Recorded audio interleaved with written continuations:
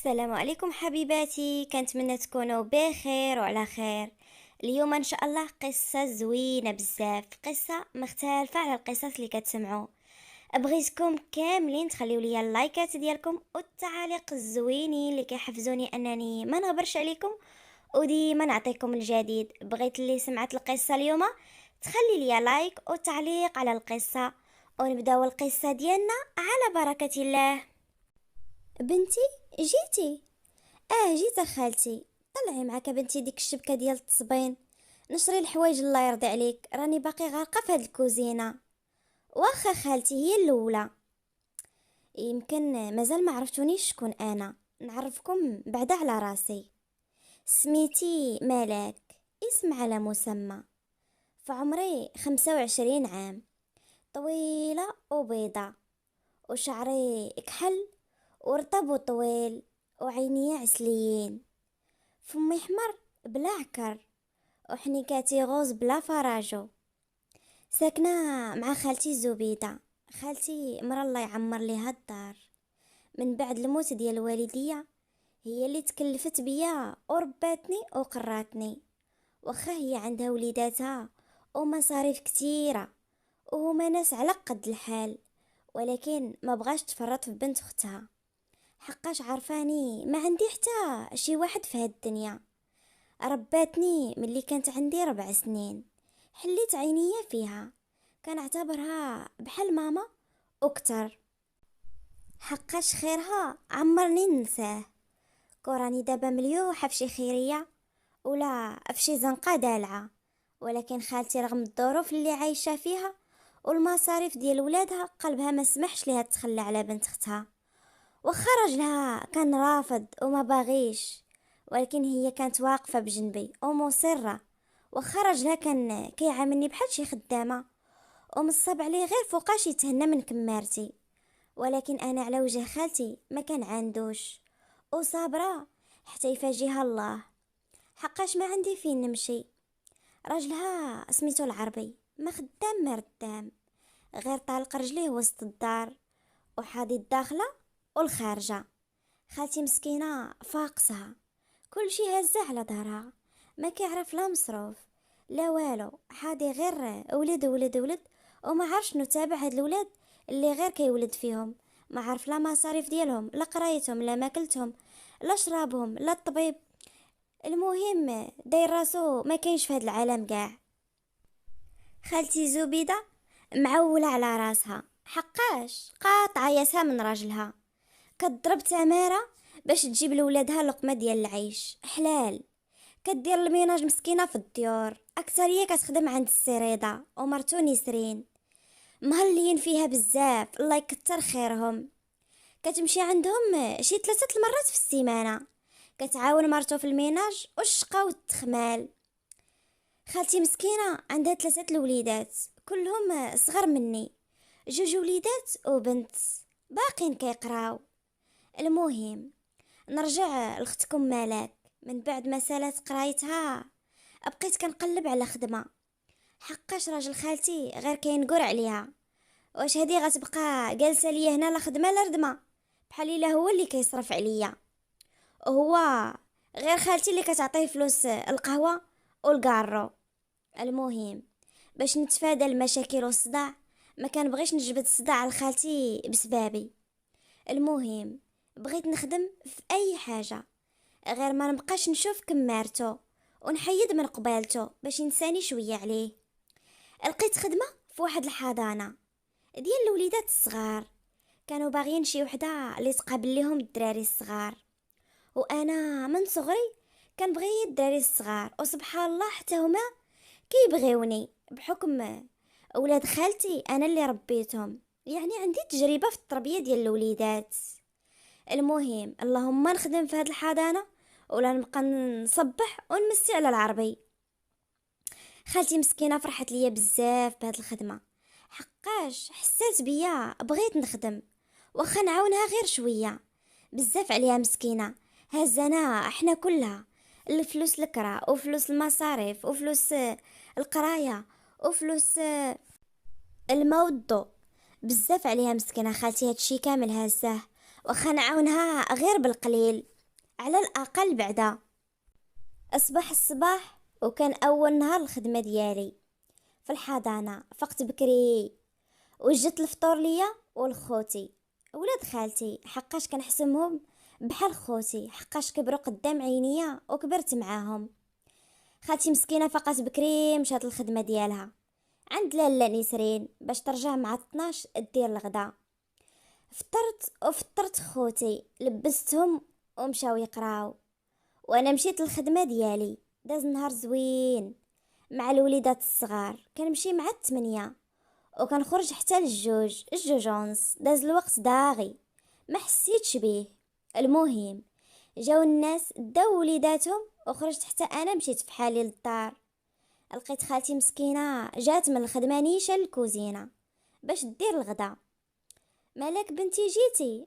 خالتي طلعي بنتي ديك الشبكه ديال تصبيل السطح نشريهم، راني غارقه في الكوزينه. واخا خالتي. هزيت الشبكه طلعتها للسطح، نشرت الحوايج وهبطت بدلت حوايجي ودخلت عند خالتي للكوزينه نعاونها في توجاد الغدا. ومسكينه قالت لي كيف دازا بنتي نهارك ديال الخدمه؟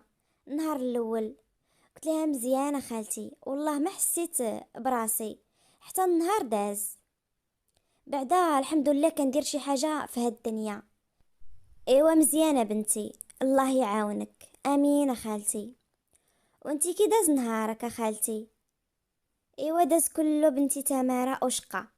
لاله نسرين قارب شهرها وتقلات مسكينه وكتوجد الولادة ديالها والسبوع، وخرجنا الفيلا كامله نظفناها وخمناها حتى ولات كتشعل. بقى غير الكوزينه ما قدنيش الوقت ليها، خليتها حتى الغدا ان شاء الله. مسكينه الله يفكها على خير. هاد السيده نسرين الله يعمر ليها الدار، مرا ظريفه بزاف ودرويشه، باقه صغيره في عمرها 28 عام وكدير الخير في الناس. كانت كاع الحوايج اللي ما كتبقاش تلبسهم كتعطيهم لخالتي كتجيبهم ليا، غير الحوايج لي مارك فنين وباقين جداد، وشي حوايج كنلقاهم باقين ببلايكم ما عمرهم تلبسوا. المهم وجدنا الغدا وحطيناه فوق الطبلة، تجمعنا كاملين على الغدا. يلا جلست بديت ناكل. عاد راجل خالتي تيبانوا ليه البلانات، هو كيديرها ليا بالعاني باش يحرر عليا العيشه في الدار ونخرج من دايتي راسي. قال لي جيبي ليا نغسل يديا. خالتي مسكينه قالت له شنو كنتي كدير ملي ما غسلتيش يديك؟ ما بغيتش نبين لخالتي باش ما نجبدش الصداع وما نديرش المشاكل. قلت لها ماشي مشكله خالتي، انا نجيب ليه يغسل. نط من قدام الطابله ومشيت جبت ليه المقراج والبانيو باش يغسل يديه، واخا هو ما بيه لا غسيل لا والو. شنو غندير؟ غسل ورجعت داكشي للكوزينه. عاد بديت كناكل واخا ما كنعرف الماكله فين غادا مع هذا الراجل هذا. سالينا الغدا، نض جمعت الطبله مسحتها وغسلت المواعن وجمعت الكوزينه. والعشيه مشينا ضربنا واحد تحمحيمه انا وخالتي وبنت خالتي الصغيره. جمعنا حوايج الحمام غير سالينا مشينا ضربنا واحد تحمحيمه ما نعاودش ليكم عليها. اللي ما عامش في الحمام الشعبي راه ما عمرو عام. المهم خرجت قبل من خالتي، سبقتهم للدار باش نعمر ليهم شي براد ديال اتاي بما ما جاو. وانا غادا في الطريق كنجي مع نبيل ولد الدرب بالصحه والراحه. لاله مالك الله يعطيك الصحه. وزت هو يقول لي ايوا شنو ما غديريش معانا شي حل؟ الله يهديك يا نبيل، راني كبر منك نعرف الشيطان، انا ما كيهمنيش العمر. والله يهديك حيد عليا من الطريق، راني مزروبه خصني نمشي. واخا لاله مالك انتي الاولى، غير ديريني في بالك راك ديما في القلب. هذا نبيل ولد حليمه جارتنا، لا خدمه لا ردمه، حاضي غير العصير في راس الدرب، واللي داس من حداه تيقول ليها ديري معايا شي حل. بقيت وحده ما دارت معاه الحل. باش يمشي يقلب على شي خدمه يعاون راسو ويعاون والديه، جالس في راس الدرب حاضي اللي غادي واللي جاي، وحتى الفلوس البليه ديالو ما عندوش. والله يهديه ويعفو عليه من ديك البليه، هادشي اللي عنطلب له هاد الساعه. المهم مشيت دخلت للدار، عمرت واحد الاتاي ما شهيتكم فيه بكشكوشتو، ولويت حدايا واحد الملويات باش يدوزو به اتاي. ما جيت فين نكمل حتى خالتي جات من الحمام، هي ومريم بنتها. هاي على بنتي مالك دغيا لويتي الملوي دغيا وجدتيه؟ راكي حادقه وصافي. هذا اللي غياخدك يا بنتي راه مرضي وصافي. ياك خالتي بعدا ما فيا ما يتعب، كلشي هو هذاك، لا والو يا بنتي، كامله مكموله، الزين والطوله والحداقه كلشي واخده منه. ايوا قلت يا خالتي، قلتي واري داك السطل نشر دوك الحوايج ديال الحمام باش ينشفوا، وانا غنجيب لك الصينيه قدامك كبي اتاي. وهالملوي ما بقى له والو ويطيب، بقاو لي غير شي جوج انا غادي نلوحهم دابا فوق الفراح. واخا بنتي الله يرضي عليك. مريم مريم، نعم ماما. ارى بنتي واحد الكاس ديال الماء، راني شحفت الحمام سخفني. واخا ماما. انتوما هادشي كامل حمام مالكم مشيتو تحيدوا الجلده؟ ايوا انت هاد النعاس كاع ما شبعتي منه، خفتيه يهرب ولا شنو؟ كاين ما ناكلو راح نضرنا الجوع. صافي انت حاضي غير كرشك والنعاس صافي، ما تقلب لا على خدمه، ما تقلب ديباني راسك والو، خاوي راسك من المسؤوليه. وجيبي لك كاين ما ناكلو، هاد الهضره الخاويه خليها عندك، ما عندي ما ندير بها. حطيت لخالتي الصينيه قدامها، وحطيت لهم داك الطرح ديال الملوي اللي وجدت، وحطيت لهم العسل والزبده بلديه والزيت والزيتون. طاح بك العربي عمى في داك الملوي، كياكل ما كيعقل، والله الا سمعتي من عنده حتى الله يعطيك الصحه بنتي. والو، واخا الحاجه تعجبو والله لا شكرك. المهم كلاو ناض خرج القهوه يتكيف، وحنا بقينا جالسين مجمعين على ديك الطابله حتى كلينا واسترحنا من الحمام. عاد نضنا درنا غير عشا خفيف، حقاش كلينا مزيان في كاسكروت. غير داك الراجل عند خالتي الا جا وما لقاش العشاء يحيح علينا في هاد الليل. خالتي مسكينه بغات تنوض هي دير العشاء، ولكن قلت ليها والله ما تحطي يديك فيه، غير تسكاي غدا راكي خدامه بكري يا خالتي وفايقه بكري، انا غندير العشاء. الله يرضي عليك يا بنتي، راني نيت جيت عيانه من الحمام، والله ما عندي عظم صحيح اللي نوقف به. قلت لها غير ارتاحي يا خالتي انا غادي نوجد العشاء. المهم نضت صايبت ليهم العشاء، ودرت ليهم غير روز بالمرقه وشويه ديال الدجاج. حطيت ليهم العشاء تعشاو، حتى انا ما تعشيتش، بقيت شبعانه من كسكروت. كلا غير داك الملهوط ديال راجل خالتي، حتى من ولادو غير داقوا شويه ورجعوا اللور. سنيتهم سالاو وجمعت الطابله وجمعت الكوزينه باش تصبح مجموعه، ومشيت تكيت نعس انا طحت كاو ما عرفت نعس فوقاش داني.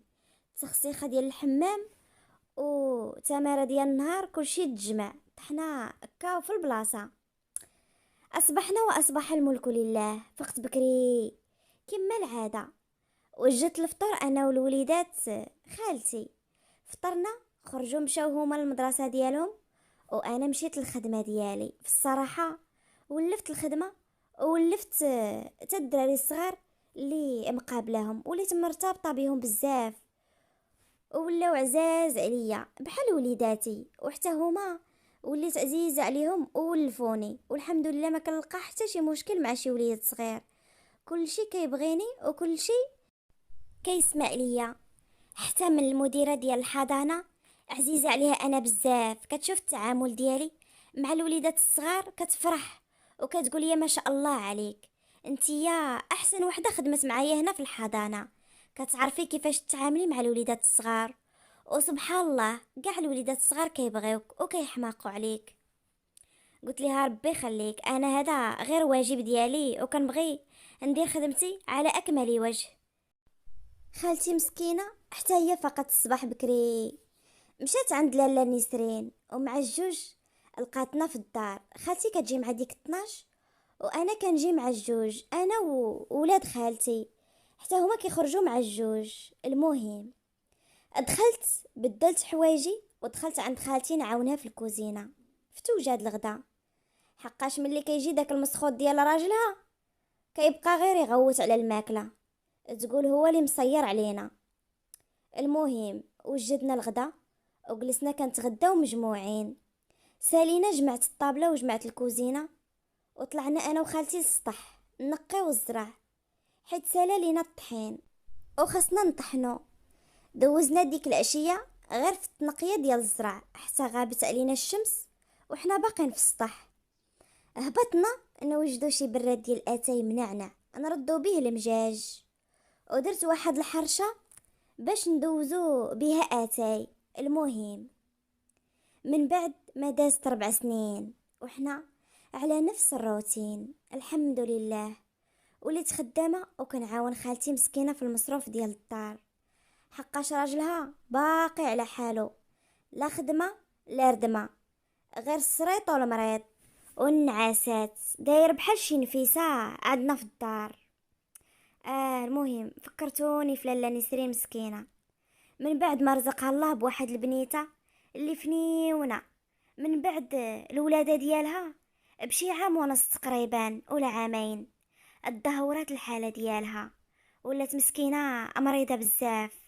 وخالتي كتضل عندهم نهار كامل حقاش كانت عزيزه عليها وخيرها ما يتنساش. من بعد معاناة طويلة مع المرض توفات مسكينة وخلات بنيتها عندها 4 سنين، بقات فيا بزاف ما تستاهلش، بنت مزيانة والله يعمر ليها الدار، وبقات فيا ديك البنت الصغيرة، بنتها اللي بقى صغيرة وتحرمت من الأم ديالها. وخا الأب مسكين دايرها في عينيه وعزيز عليه بزاف وما كيخسرش ليها خاطرها، ولكن بلاصة ديال الأم بوحديتها، حيت انا كبرت بلا اب وبلا ام.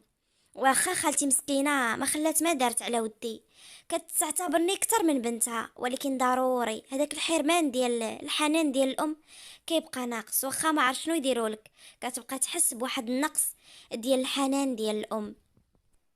البنت مورا الموت ديال الام ديالها دخلت في واحد الحاله نفسيه صعيبه بزاف، غير كتغوت وكتعصب داغي، ولات حالتها النفسيه متكهربه.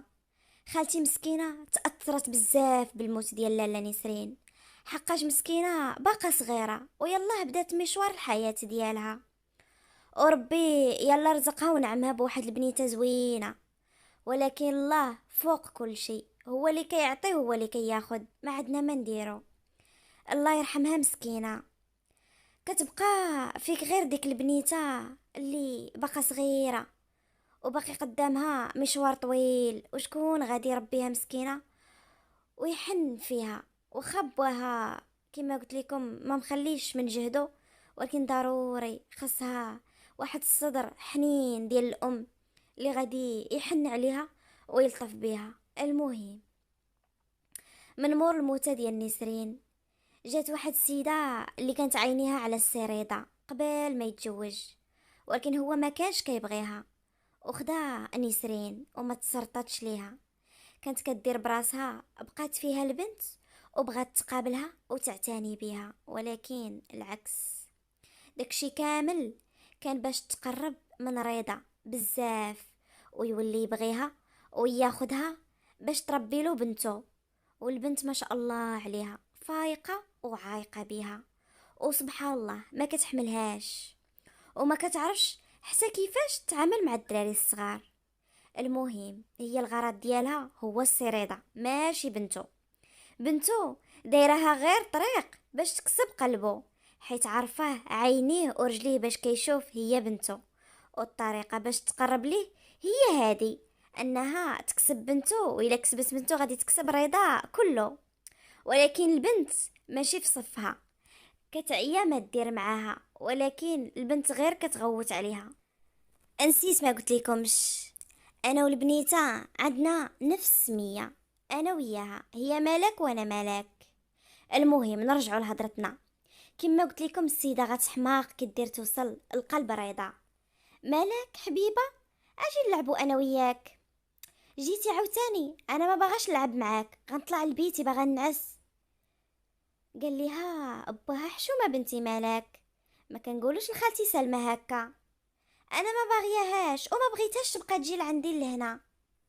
وسلمى باش تنقذ الموقف قالت له غير خليها على خاطرها ماشي مشكل، هي راه باقا صغيره. ايوا قال لها دخلي تفضلي.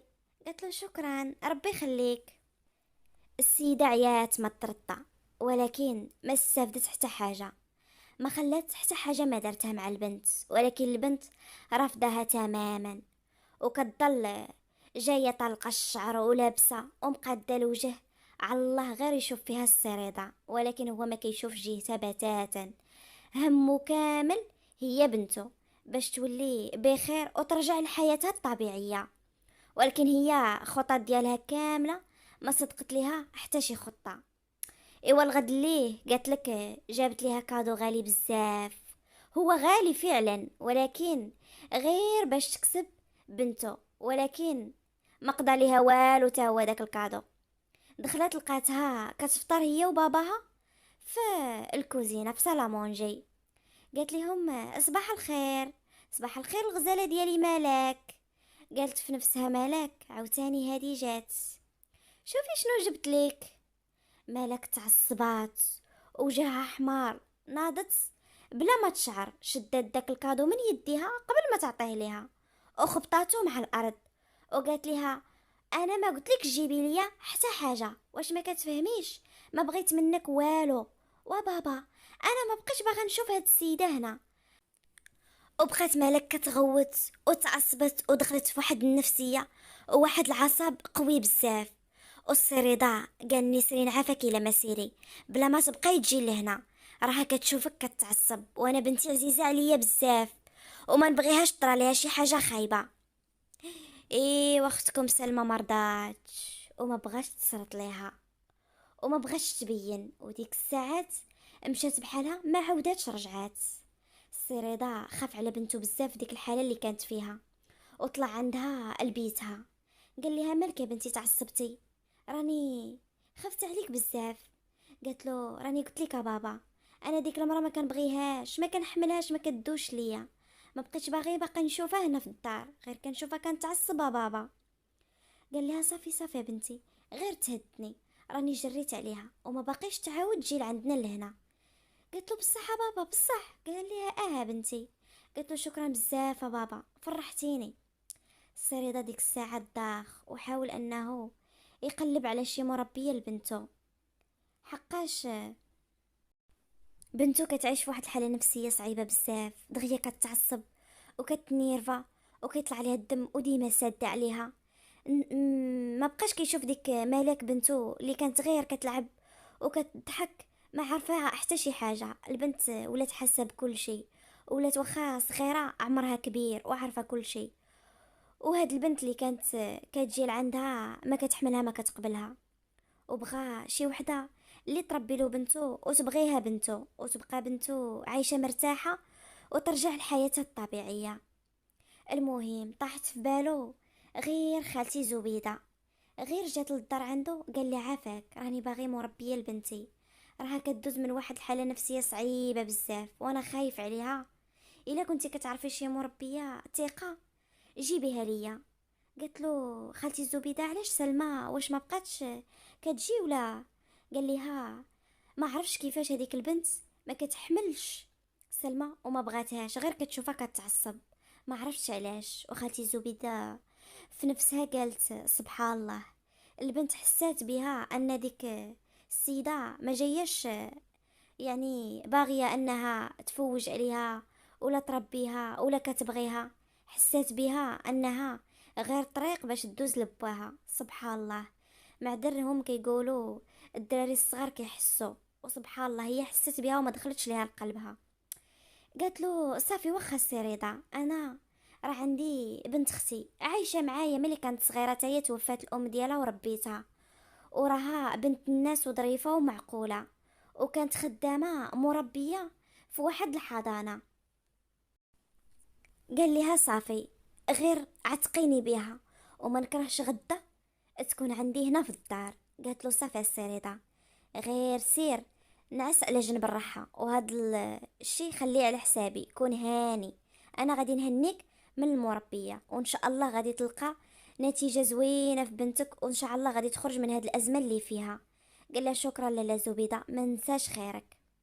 المهم ديك الحضانة اللي كنت خدامة فيها كانت سدات وحلت واحد الفرع ديالها في بلاصة اخرى بعيدة على الدار، واضطريت انني نحبس من الخدمه، حقاش ما عنديش كيفاش ندير نمشي حتى لتما ونولي نرجع في نفس النهار. واضطريت انني نحبس الخدمه في ديك الحضانه. وصافي الحمد لله، ما ربي ما كيسد باب حتى كيفتح بيبان اخرى. جات خالتي للدار ولقاتني غارقه في الشقه وتماره والتصبين والغدا من الفوق. غير دخلت قالت لي بنتي مالك؟ قلت لها نعم خالتي جيتي، انا نشر غير هاد الحوايج راني ساليتهم ونهبط عندك. قالت لي يا واخا بنتي. المهم كملت نشر ديال الحوايج وهبطت نشوف الغدا فين وصل. لقيت خالتي مسكينه مقابله الغدا وكدير واحد شلاضه في جنبها، وقالت لي بنتي راه عندي لك واحد الخبر زوينه بزاف. قلت لها بصح خالتي شنو؟ راكي شوقتيني، شنو كاين؟ قالت لي راني لقيت لك خدمه. قلت لها ما تقوليهاش خالتي، والله حتى فرحتيني. ما تخيلوش داك الشقه وتماري اللي كنت كنضرب ما حسيتش به، وليت كنحس براسي بحال اليوم ما درت حتى شي حاجه. قلت لها فين خالتي وفين غادي نخدم اين بلاصه؟ قالت لي يا بنتي السريده راه كيقلب على مربيه البنتو. قلت لها ماشي هي عندها مربيه؟ قلتي لي راها مقابله البنت. قالت لي يا راه ديك المربيه ما حملتها ما قبلتها البنت. وسبحان الله يا بنتي هذيك البنت ما دخلتش ليا لخاطري، حيت غير كتلوى على السريده، ما بها لا تقابل البنت لا والو. قلت لها بصح خالتي. وقلت لها كيفاش البنت حتى ما بغاتهاش؟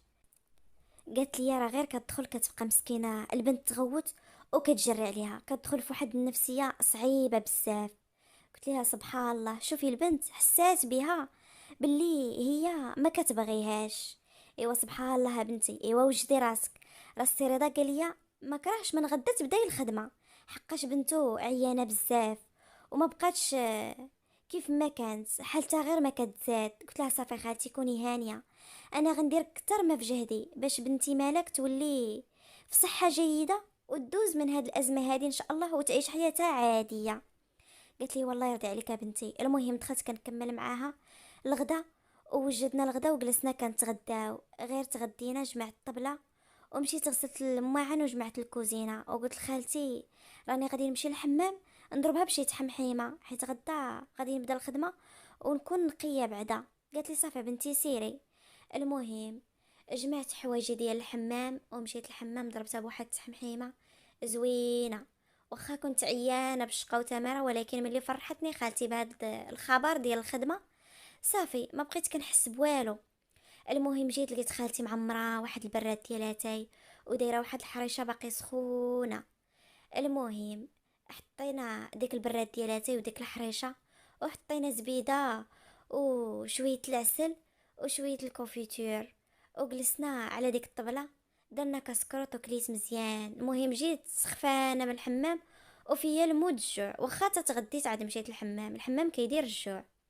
المهم كلينا مزيان وخالتي قالت لي ها انتي جمعي الحويجات اللي غادي تحتاجي، حقاش راكي غتجلسي معاهم ما غاديش تبقاي تجي. قلت لها صافي خالتي انا غندخل نجمع حوايجي كاملين. المهم دخلت جبت الباليزه ديالي وجمعت كاع دوك الحويجات اللي كنلبس، وسبحان الله الحوايج اللي عندي كلهم ديال لاله نسرين. مسكينه كانت ملي كيصغاروا عليها الحوايج ولا ملي كيطلعوا ليها في راسها كتصيفطهم مع خالتي زبيده وكتعطيهم ليا، الله يكتر خيرها ويجدد عليها الرحمه في هذا النهار. المهم ساليت جمعت حوايجي كاملين ومشيت تنوجد العشاء لخالتي ولولادها ولداك المسخوط ديال راجلها. دخلت للكوزينه ووجدت العشاء، درت ليهم الدجاج بالبصله والفريت كيموتوا عليه ولاد خالتي. المهم وجدت العشاء وحطيته فوق الطبله، تجمعنا وتعشينا. وملي ساليت جمعت الطبله وغسلت المواعن وقلت لخالتي واش بقى خاصك شي حاجه؟ قالت لي لا بنتي غير سيري نعسي غدا راه فايقين الصباح بكري باش نمشيو للدار ديال السريده. قلت لها صافي خالتي تصبحي على خير. المهم مشيت طلعت لبيتي اتكيت نعست، طحت عيانه وفرحانه في نفس الوقت، وكنقول امتى يطلع عليا النهار ونمشي نبدا الخدمه ديالي. وداكشي اللي كان. فقت الصباح بكري قبل ما تفيق لا خالتي لا ولادها، وجدت الفطور وقديت حوايجي ولبست عليا. حتى شويه فاقوا ولاد خالتي وخالتي حتى هي فاقت. حطيت ليهم الفطور وقالت لي تبارك الله على بنتي فقتي بكري. قلت لها رانا فرحانه غنبدا اليوم الخدمه على داك الشيء فقت بكري. ايوا قالت لي الله يرضي عليك. جلسنا فطرنا، لبست الوليدات الحوايجهم ودرت لهم شكايرهم، لبسوا صبابطهم ومشاو المدرسه. وانا وخالتي بقينا موراهم شويه بما ما جمعنا الطابله وغسلنا المواعن. عاد مشينا عند السريده. المهم خدينا الطاكسي وكانت البلاصه بعيده شويه. وصلنا لواحد الحي راقي بزاف، نقي نقي نقي بزاف، وكله اشجار، والديور فيهم وحده تنسيك في وحده. اش من ديور؟ راه الديور هما اللي عندنا حنا، هادو راه دايرين بحال الفيلات ولا قصوره كاع. فيلا تنسيك في فيلا وكل شي منظم، والورود مزروعن قدام الديور. واو منظر زوين. سهيت انا في داك المنظر حتى الطاكسي قال لينا انا وصلتكم للبلاصه فين بغيتو. هبطنا وانا مازال حله فمي في داك الكارتي اللي كله راقي والطوموبيلات فيه غير الحديده على اختها. الطوموبيل تنسك في الطوموبيل وكل شي نقي، حتى شي طوموبيل ما مغبره ولا مسخه. المهم صونات خالتي في الانترفون، جاوبها السريده، قالت له سيده زبيده. قال لها واخا لاله زبيده انا غادي خارج عندك. بقينا خرج عندنا، سلم عليا وسلم على خالتي وقال لي تفضلوا مرحبا بكم. وانا داخله وغير كنشوف في الدار كي دايره واحد الجرده كبيره كبيره بزاف وفيها لابيسين اول مره نشوفه مباشره. المهم دخلنا وجلسنا في واحد الصالون كبير. وكي داير هاد الصالون، كي دايره التريه ديال الدار، وكي داير الفراش، كل شي زوين وجديد. سعدات وساكنين في هاد الفيلا هادي. خالتي قالت له هالبنت اللي كنت هدرت لك عليها راها سميتها حتى هي مالك بحال سمية بنتك. قال لها بصح سبحان الله. قال لي مرحبا بك اختي هنا. قلت له ربي يخليك السريده، كنتمنى نكون عند حسن الظن ديالك وان شاء الله ما يكون حتى شي مشكل مع البنوته ديالك مالك. قال لي عافاك الا ما شوفي كيفاش تعاملي معها لحقاش راها ولات الحاله النفسيه ديالها صعيبه بزاف وما بقات كتستقبل حتى شي واحد وما كتبغي تهضر مع حتى شي واحد. قلت له السيده غادي ندير كل ما في جهدي وان شاء الله غيكون غير الخير. قال لي نتمناو الخير. المهم خالتي زبيده قالت له دابا انا ساليت المهمه ديالي وغادي نمشي وان شاء الله نسمعوا غير خبر الخير على بنتي مالك. قال لي شكرا بزاف لاله زبيده وخيرك ما ننساهش. قالت له لا سيريدا انت اللي خيرك سابق وخير لاله نسرين عمرني ننساه. هادشي قليل في حقكم الا درتو. ايوا دوزو بخير وهانت يا بنتي مالك تهلاي فيها وردي ليها البال وديري عقلك وكل شيء يكون هو هذاك. قالت لها صافي يا خالتي بلا ما توصيني، كوني هانيه، غندير كل ما في جهدي وغادي نحمر لك وجهك حتى انا خير اختي نسرين عمرني ننساه. وداكشي اللي كان. خالتي زبيده مشات بحالها وبقيت غير انا والسريده الراس في الراس ومالك كانت باقا ناعسه في البيت ديالها. المهم مشيت ضربت الله على الفيلا كامله، شفت الكوزينه فين جات والحمام فين جا. المهم ضربت واحد الدوره شامله والفيلا كانت كتحمق وزوينه بزاف وكبيره وفيها بزاف ديال البيوت وبزاف الصالونات والحمامات ديالها واحد ينسيك في الاخر. اما البالكونات كلهم كيطلعوا على ديك الجرده الكبيره وداك لابيسين اللي كبير ونقي تشهى غير شي عومه فيه. المهم شويه مالك فاقت وكانت فاقت ومعصبه وكتغوت وكتقطع في حوايجها. باها دخل عليها بزاف وقلت له صافي سيري دار غير بقى انت هنا لتحت انا غادي نطلع عندها. طلعت عندها لقيتها جابده الحوايج وكتقطع فيهم وكتشرك فيهم. وقلت لها مالك يا حبيبه مالك واش بغيتي تقطعي الحوايج؟ يلا نهبط لك كلشي نقطعوه انا وياك. المهم جبت ليها الماريو كامل وبقينا انا وياها كنقطعوا في دوك الحوايج وجبت ليها المقص وقلت لها ها انت قطعي بالمقص. المهم البنت حاولت انها تقطع الحوايج كاملا وقاع داك الغضب وداك الاعصاب ديالها بردتهم في الحوايج وخليتها واخده راحتها.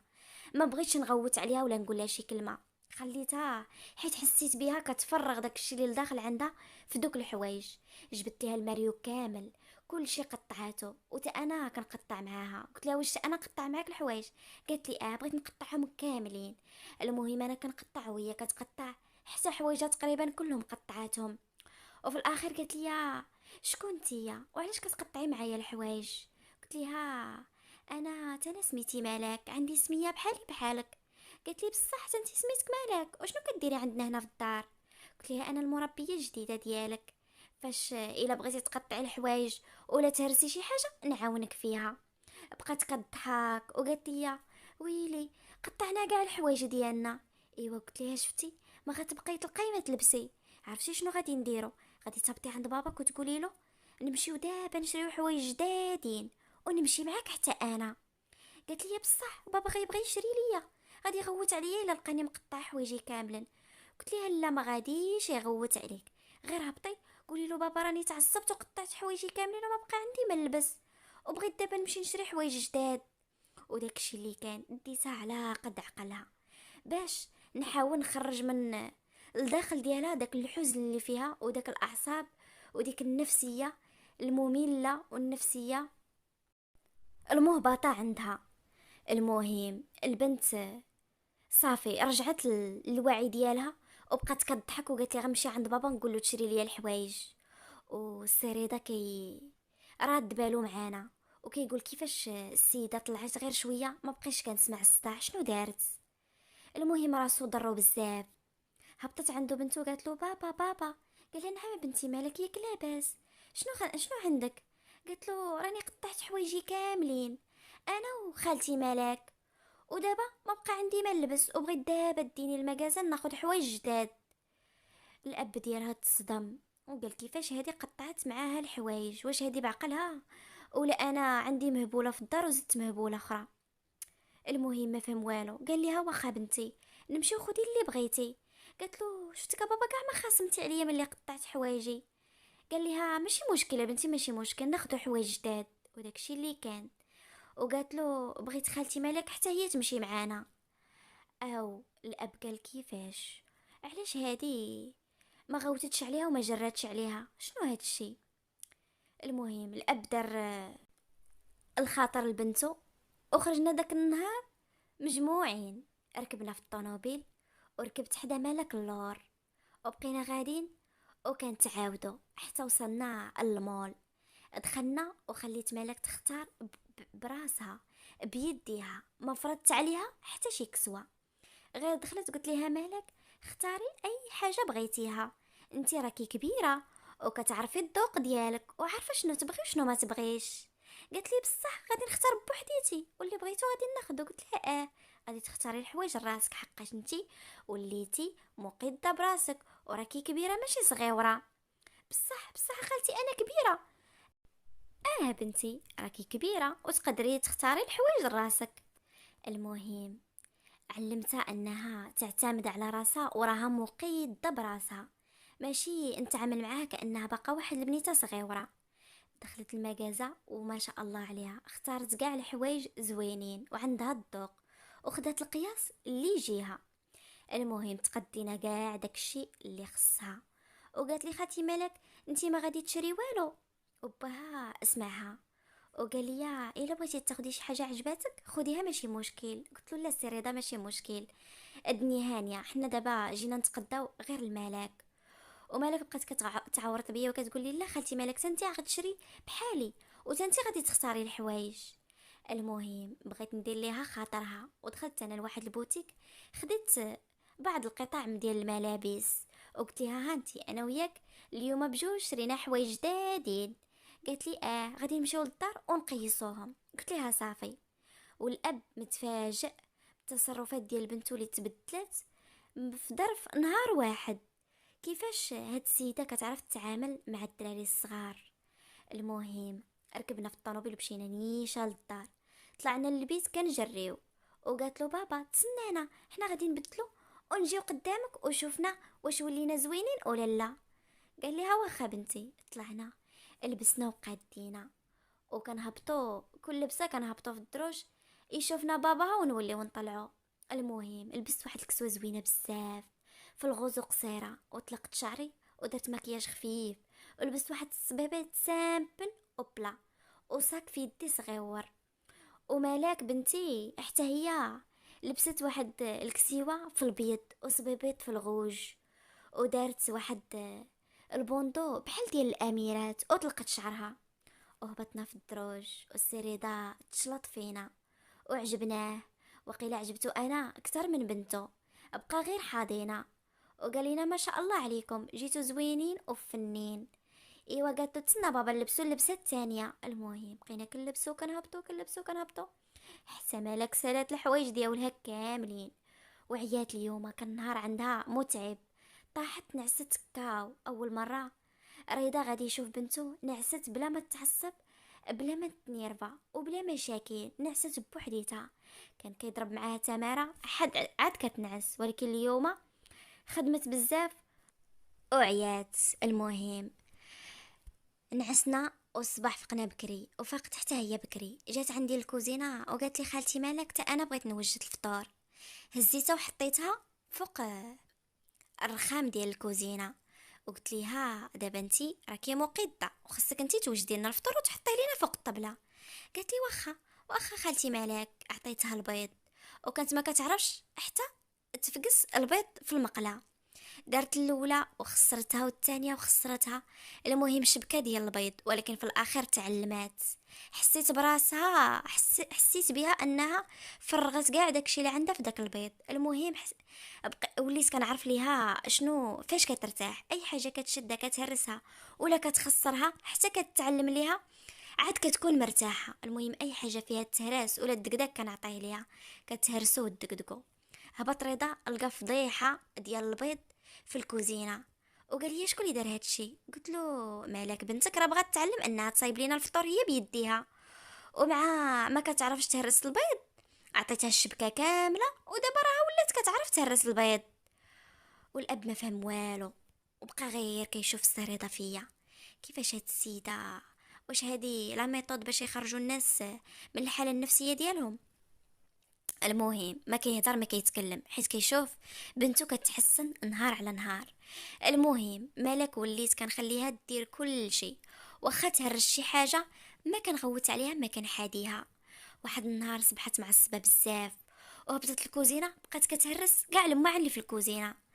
بالخلعه فقنا كنجريو وهبط لقيتها كتهرس، وبقيت انا كنهرس معاها، هي كتجبد كتهرس وانا كنهرس، هي كتهرس وانا كنهرس، حتى تقريبا لما عندي الكوزينه كلهم تهرسوا. ورضا غير واقف وكيشوف فينا كيقول كيفاش هادي كتشوفها كتهرس وكتزيد تهرس معاها. المهم بقينا كنهرسو حتى في الاخر تهدنت ورجعت لنفسيتها، وقالت لي خالتي مالك هرسنا كل شيء لما عند كاملين الكوزينه. قلت لها شتي ايوا شتي تا انا عاونتك شفتك كتهرسي وبديت كنهرس معاك، يلا زيدو نكملوا التهراس. قالت لي بصح. قلت لها والله لا زيد نهرسو كاملين ومن بعد نشري وحدين اخرين. وداكشي اللي كان بقينا كنجبدو في الماعن وكنهرسو.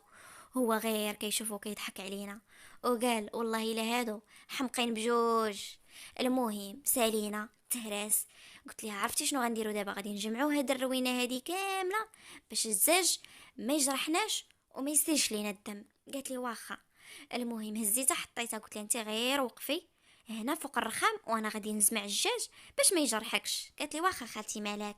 جمعت الدنيا كامله والروينه كامله ورميت داكشي وقلت ليها دابا راه بغينا نوجدوا الفطور ولكن راه ما عندناش المواعن.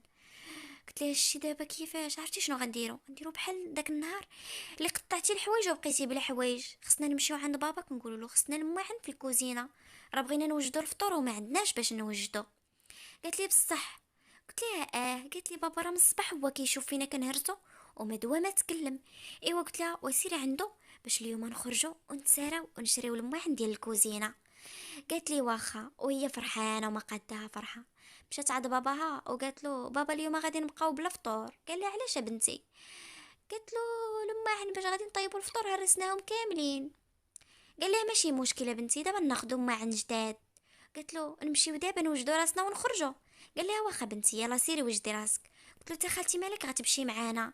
قال لها يلا غير وجدوا راسكم بجوج ويلا نخرجوا. وداكشي اللي كان. رضا ولات الفرحه كتبان له في عينيه ملي شاف بنته ولات كتحسن وكل نهار كتبدل، وخرجت من ديك الحالة النفسية اللي كانت فيها. وكيقول مع راسو الفضل كله كيرجع للمربية ديالها ملاك، تبارك الله عليها، عرفت كيفاش تتعامل معاها وتخرجها من هاد الحالة اللي فيها.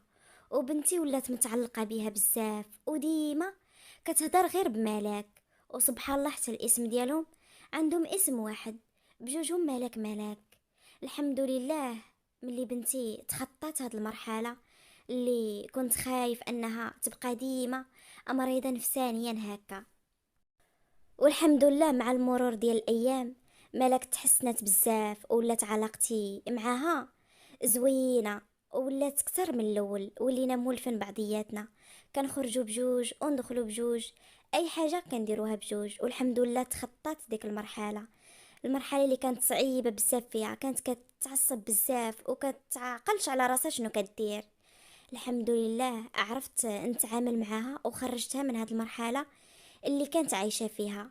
ودابا انا فرحانة بزاف ملي ملاك رجعت لحياتها الطبيعية، وكنقول مع راسي رجعت واحد الجزء قليل من داك الشيء وداك الخير اللي صرفت فينا الام ديالها، اللي ما عمرنا ننساوه واخا نموتو. ملاك كان عندها عيد ميلاد، وكنا كنوجدوا لها العيد ميلاد ديالها اللي عرضت فيها كاع على صحابها وصحاباتها، ودرنا ليها في ديك الجردة اللي كبيره. كان عيد ميلاد زوين بزاف، شرينا لها لاطارت كبيره بزاف، وخديت ليها واحد لاغوب جاتها كتحمق، وحتى انا خديت ليا واحد الكسيوه زوينه. ونهار العيد ميلاد ديالها جاو كاع صحابها وصحاباتها، وكنا انا ومالك كنلبسو في البيت. لبست هذيك الكسوه البيضاء، جات غزاله بحال الاميره، وحتى انا لبست كسوه بيضاء وصبات في الاحمر وطلقت شعري. ومالك عنقاتني وقالت لي يا خالتي مالك انت عزيزه عليا بزاف. قلت لها انت حبيبه ديالي عزيزه عليا. دخل باباها ولقانا معانقين، وسمع مالك كتقول لي ها انت عزيزه عليا وكنبغيك بحال ماما. قلت لها انت عزيزه عليا بحال بنتي. ايوا قلت لها يلا باش ما نتعطلوش، يلا نهبطوا عند البنات صحاباتك. ومع الطلعه اللي طلعنا ودرنا لقينا السي رضا واقف وكيشوف فينا، ومالك شاده لي في يدي وهزت راسها في عندي وقالت لي يا خالتي مالك ما عمرك تفارقي معايا، ديما بقاي معايا. قلت لها لا حبيبه شكون اللي غادي يفرقني عليك، انا ديما غنبقى معاك ومبقى في جنبك. قالت لي صافي دابا فرحتيني. رضا بقى ساهي فينا وكيشوف وفرحان بنته اللي ولات بنت طبيعيه، وكل شيء كيقول بفضل المربيه ديالها. وكنا كنبانولو بحال شي ام وبنتها. مالك ولات رايماني بزاف وما بقاش كاع كتروم باباها اكتر، وليت انا اكتر من باباها. المهم كنحس به رضا فرحان بزاف، وعينيه بالفرحه كيضحكوا، وعينيه غير معايا نهار العيد ميلاد، حيت جيت زوينه بزاف ديك اللبسه.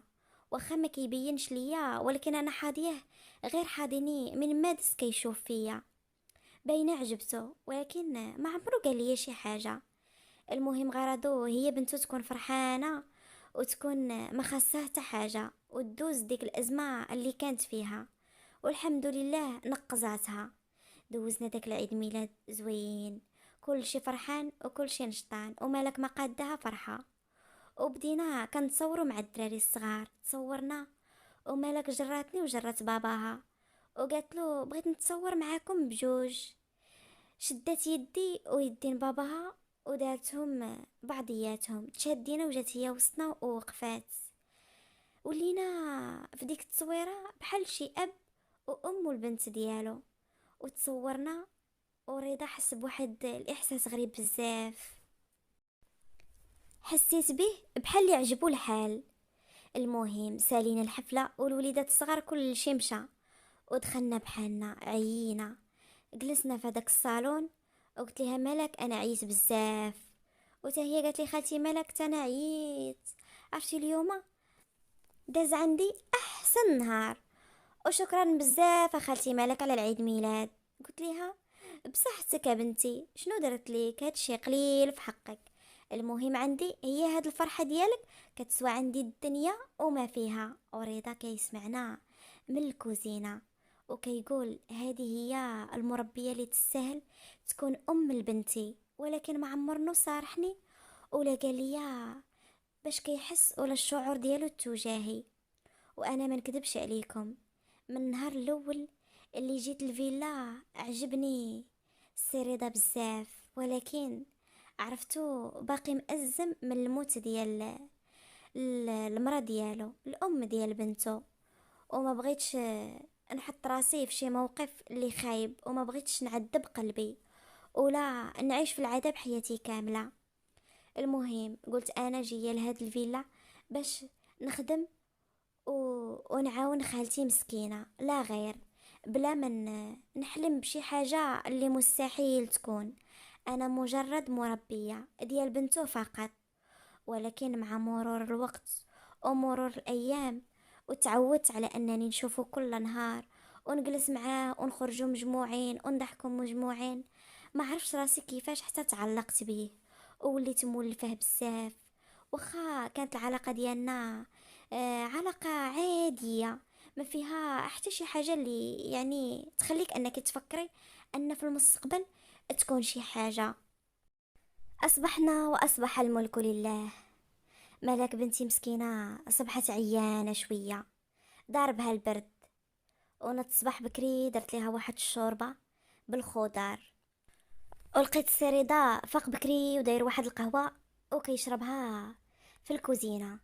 قلت له صباح الخير السريدة. قال لي واش ممكن هاد السريدة تحيديها وتبقاي تعيطي لي غير رضا؟ قلت له واخا سي قلت له اسمح لي واخا رضا. المهم قال لي شفتك فايقه بكري. قلت له مالك صبحت عيانه شويه وضربها البرد وبغيت نصايب ليها شي شوربه فهاد الصباح تفطر بها باش داتها تسخن شويه. المهم درت كنصايب في الشوربه وهو غير حاضيني وكيقول مع راسو هاد المربيه فاتت المربيه لهيه، ولات معتبره مالك بحال بنتها. كو كانت شي وحده اخرى كو قالت ليها اش فيقني انا في هاد الصباح ندير هاد الشوربه هادي حتى نفيق على خاطري، ولكن هي مسكينه فقط بكري على ود مالك توجد ليها الشوربه. وداكشي اللي كان وجدت الشوربه وقلت له ياك ما خاصك شي حاجه نطلع غير الشوربه المالك تشربها ونهبط نوجد لك الفطور. قال لي لا انا غادي نخرج نفطر على برا. قلت له صافي يا رضا واخا. المهم طلعت عند بنتي مالك لقيتها طالعه عليها السخانه بزاف وكتكحب وضربها البرد. المهم قلت لها شربي بنيتي هاد الشوربه وغنعطيك واحد الدواء تشربيه باش تولي لاباس. قالت لي يا خالتي مالك كنحس براسي عيانه بزاف. قلت لها دابا تولي شويه بنتي، ها انتي شربي هاد الشوربه ونعطيك الدواء وجلسي ارتاحي. قالت لي واخا. المهم شربت هذيك الشوربه وتكات شويه، ولكن باقي ما دازها الحال. فقط في عشية وهبطت عندي لتحت لقاتني جالسة دايرة واحد الكاس القهوة وجالسة في الصالون كنشرب. المهم جات عندي وقالت لي يا خالتي كنحس براسي دارني وكنحس براسي فيا سخانة وعيانة. شديتها وتكيتها فوق مني وبقيت كندوز يدي على شعرها حتى داها النعاس وخليتها فوقي ناعسة فوقي. وحتى انا بكثرة ما بقيت كنتفرج في التلفازة بزاف اداني النعاس وبقينا متكيين بجوج فوق السداري حتى جا رضا من الخدمة ولقانا ناعسين بواحد الطريقة في شكل. شاف ملك فوق مني في حضني متكية وتا انا ناعسة وجاب واحد ليزار وغطانا بجوج. المهم شوية ضربتني الفيقة كنلقى الكاشة فوق مني وعرفتو باللي رضا هو اللي دخل وغطانا بالكاشة وكنا كنبانولو بحال شي ملاك بجوج. صافي غير ضربتني الفيقة هزيت مالك وطلعت انا وياها البيت ديالها، حطيتها وغطيتها وتكيت حداها حقاش كانت عيانه وما بغيش نخليها تبقى الليل كامل وهي بوحديتها تبقى تطلع عليها السخانه ولا شي حاجه. المهم نرد ليها البال. المهم داني الناس حداها ورضا جا طلع علينا في البيت ولقانا معانقين، مالك معنقاني وانا معنقاها وناعسين وعجبو الحال ملي شافنا، يعني ناعسين ديك النعسة وبنتو كيشوفها مرتاحة وكيقول سبحان الله دغيا بنتي ولفت هاد المربية وبغاتها. يمكن قلبها حس بيها باللي حتى هي كتبغيها من قلبها. المهم عرف باللي ما بغيش نخليها بوحدها حقاش هي مريضه. صباح الصباح ومالك صبحت نشيطه وداستها المرضى، وهبطت كتجري عند باباها. قالت له بابا توحشتك بزاف، شحال هادي ما شفتك. قال لها بنتي راه كنتي مريضه وانا كنت كنمشي للخدمه وكنجي معطل كنلقاك نعستي يا بنتي. قالت له بابا بغيت نخرج شويه راني قنط، هادي يومين ما خرجت، بغيتك دينا للسينما. قال لها واخا بنتي. قالت له تا خالتي مالك تمشي معانا. قال لها بطبيعه الحال غادي تمشي معانا، سيروا وجدوا راسكم ونمشيو. المهم لبسنا علينا وقادينا ومشينا للسينما، دوزنا نهار زوين بزاف، وكنا يعني في قمة السعادة. وكنحس بمالك فرحانة وباباها فرحان بها حقاش بنته فرحانة، وولات مالك ديما لاصقة فيا وتابعاني ما كتفرقش معايا، وليت كتر من امها. والسي رضا اللي كان رافض رفضا تاما انه يفكر يتزوج بشي مرة اخرى على قبل بنته اللي كانت دازت بواحد الازمة نفسية صعيبة بزاف. كان ميؤوس من الزواج مرة اخرى، ولكن المربية ديال بنته بدلت له كاع الافكار ديالو. وملي شاف بنته فرحانة بزاف ورجعت لحياتها الطبيعية، ولا قلبه كينبض من جديد، ولا باغي يشوف حياته من جديد، وقرر انه يفتتح الموضوع مع بنته الصغيرة ملاك باش يشوفها واش راضية ولا ما راضياش. جلس هو وبنته ملاك في الجردة وكيتعاودوا هو وياها، وقال لها بنتي مالك واش دابا كتحسي براسك مزيان؟ قالت له بابا انا مزيانه بزاف وكنحس براسي مرتاحه وعزيز عليا خالتي مالك، وليت ولفتها بزاف بابا وبغيتها ديما تبقى عايشه معنا في الدار وتخرج معنا وكل شيء. وقال لها واش تبغي خالتك مالك تولي ماماك؟ قالت له بصح بابا بصح تولي ماما، انا غنكون فرحانه بزاف بابا الا ولات خالتي مالك ماما. واش غادي تتزوج بيها؟ البنت واخا صغيره فاهمه وعارفه وعاقله. قال لها الا بغيتي يا بنتي. قالت له بابا انا باغيه، انا بغيتها تكون ماما وتكون ديما معايا وبجنبي ونعسو انا وياها وانت في فراش واحد. قال لها بصح بنتي انت فرحانه ليا؟ قالت له بابا انا بغيتك تتزوج بيها وتكون ماما وتولي ديما ساكنه معانا وعايشه معانا.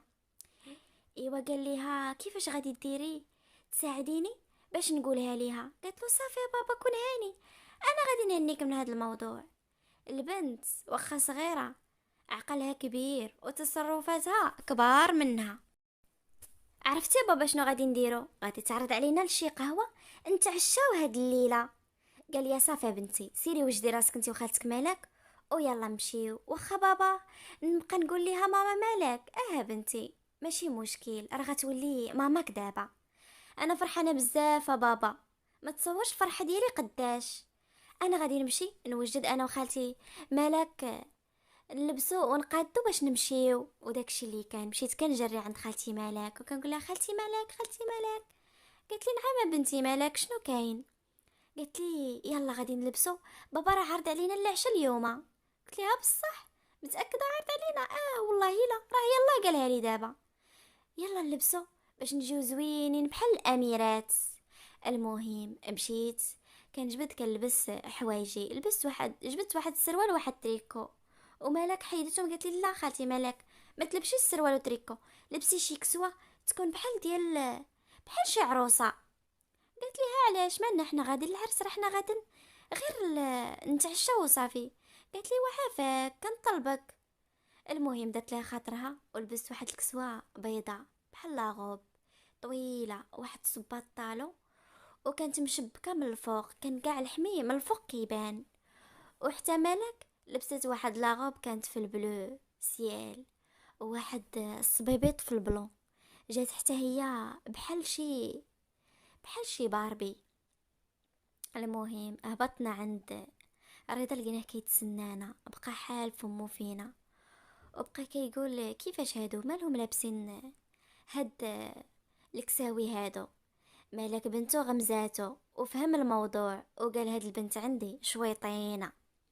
المهم ركبنا في الطوموبيل ومشينا لواحد المطعم زوين بزاف كله زاج، وكنا شادين واحد البلاصه خاويه ما فيها حتى شي واحد. المهم جلسنا في ديك الطبله، وبنتي مالك شدت ليا في يدي وشدت في باباها في يدو، ودارت عندي وقالت لي خالتي مالك، واش ممكن نبقى نعيط ليك ماما؟ انا تصدمت من الهضره ديالها وقلت ليها اه حبيبه انا ما عندي حتى شي مشكل، ولكن شوفي باباك واش ما عنده حتى مشكل. مالك بقات كتشوف باباها وقالت له ايوا هدر هدر، واش انا اللي غادي نهضر في بلاصتك؟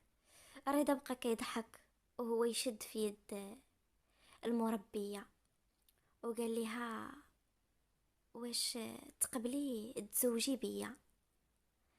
المربيه تصدمات وفمها بقات حالاه وعينيها بقاو مصدومين، وقال لها واش تقبلي تزوجي بيا؟